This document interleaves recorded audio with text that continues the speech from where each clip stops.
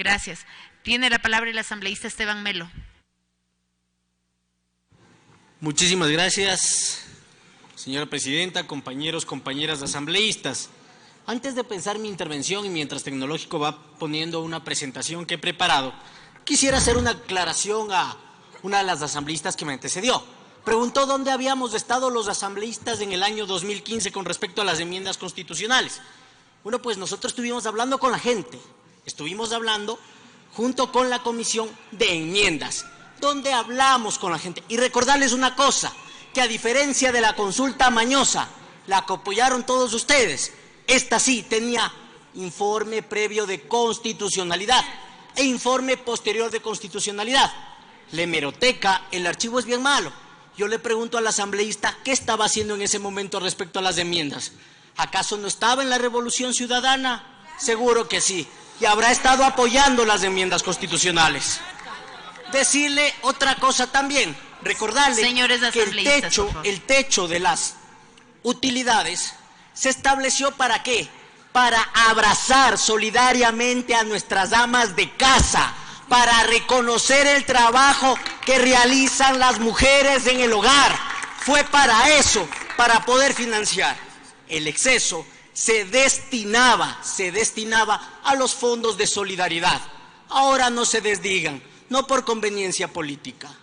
Paso, señores, entonces, a hablar de la ley Trole 3. ¿Por qué es eso? Es la ley del reparto. Avancemos con la presentación.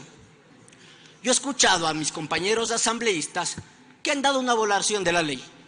Asambleístas, pueblo ecuatoriano, esta ley es mala, es pésima, es una vergüenza de ley, por varios motivos. El primero es que va a afectar al bolsillo de los ecuatorianos. El segundo es que tiene grandes fallos de forma. El 24 de mayo del 2018, el presidente Moreno ingresó a la Asamblea Nacional el proyecto de ley Trole 3. A continuación, avancemos, por favor. El 25 de junio, la señora presidenta puso en conocimiento del señor Moreno el texto aprobado en el Pleno de la Asamblea Nacional. Por favor. El 18 de julio se nos envía la objeción parcial del proyecto de ley.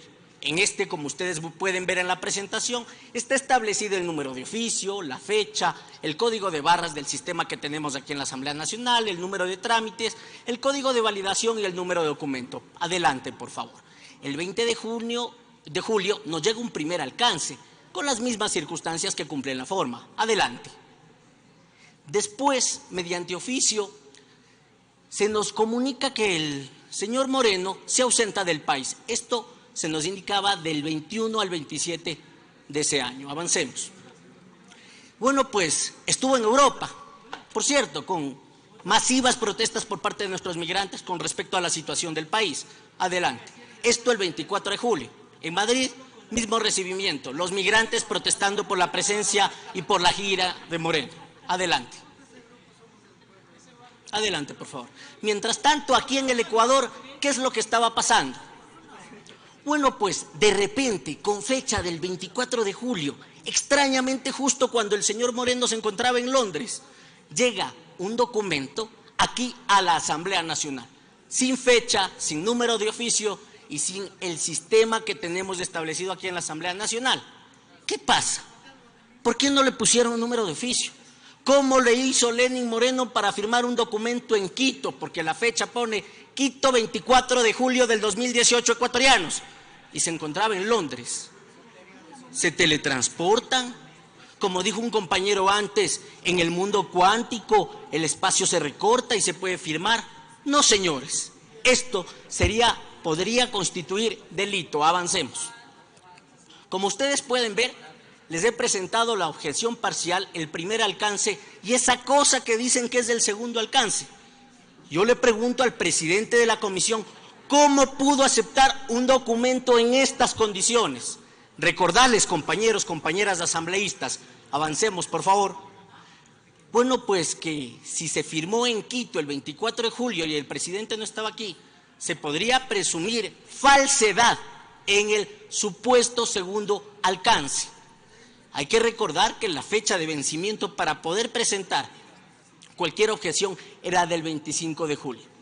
Y no solo eso, no solo podemos pensar que hay falsedad por la forma, sino también podría entenderse que hay falsedad ideológica, es decir, del propio contenido.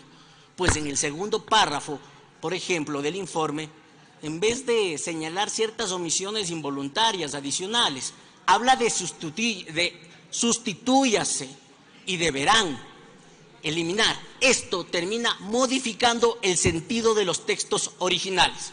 Adelante, por favor.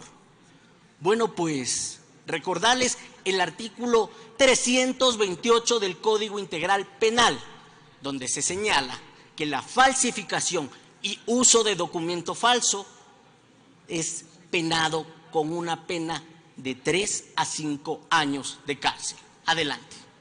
Esto es sumamente grave. Asambleístas, ¿qué están haciendo en este momento? Ecuatorianos, recuerden a quienes votaron a favor de esta ley. Recuerden a quienes están apoyando. Si el gobierno nacional dice que es un gobierno progresista, la verdad es que yo no me explico cómo la derecha ecuatoriana, desde sus posiciones, que pueden ser respetables o no, es aplaudido. Lo que tenemos es que en el fondo esta ley simplemente se adelanta a los pedidos del Fondo Monetario Internacional, que va a traer terribles consecuencias económicas y sociales para los sectores más pobres del país. Yo no entiendo cómo si hablan de que tienen un déficit de 9.000 millones, le perdonan 4.000 millones a quienes le tienen que cobrar. Y en este momento están hablando de eliminación del subsidio al combustible. Por favor, ¿de qué estamos hablando? Adelante. Miren, en realidad lo que se está hablando es que esta es la ley del reparto. Les presento los grandes grupos empresariales que se terminan beneficiando de esto. Bueno, pues la exportadora bananera Novoa, Andes Petroleum, el Banco El Pichincha, Almacenes El Juri, el Banco de la Producción Produbanco, entre otros. Pero en realidad, el pueblo ecuatoriano en ningún momento es beneficiado. Adelante. Profundiza el riesgo moral, señores. Es decir, lo que le está diciendo a la gente es, mire, no pague los tributos. Y bueno, pues premia a la zapada, a los inescrupulosos. Por otro lado, miren, con las reglas macrofiscales, lo que se termina es generando un problema para el desarrollo del país. Por favor, que un diestro no se corte la mano izquierda, pues si no la quiere utilizar. Que un zurdo no se corte la mano derecha, pero tengan sus manos para poder trabajar.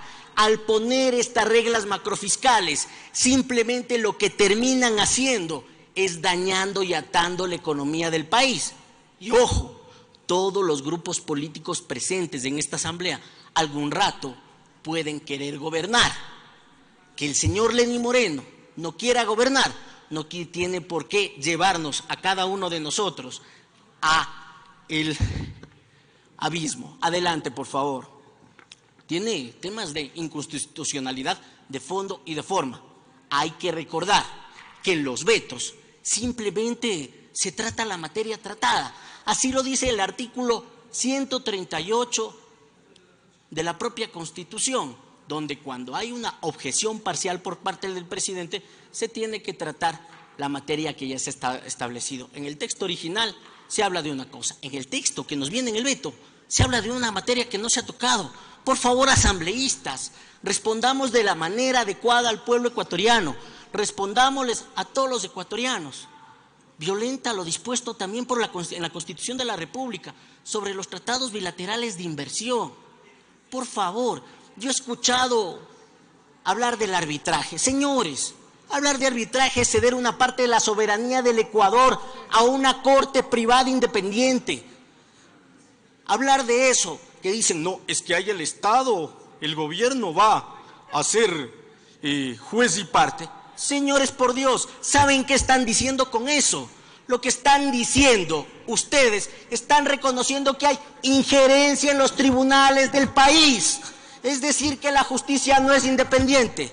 Ustedes al final nos terminan dando la razón. Ecuatorianos, ecuatorianas, trabajadores, trabajadoras de la patria. Triste ver que a esos pseudo dirigentes laborales ahora les aplaude la derecha.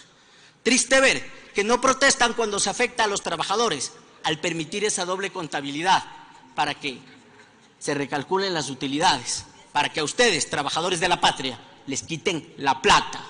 Por nuestra parte, desde la Revolución Ciudadana, nos oponemos a esta ley. Una ley que tenía que ser enviada al archivo. Permítame concluir, señora presidenta. Ecuatorianos, ecuatorianas, fíjense en lo que significa esta ley. Ojalá luego no tengamos que vivir una nueva diáspora. Ecuatorianos, a fijarse quienes apoyaron esta ley. Muchas gracias.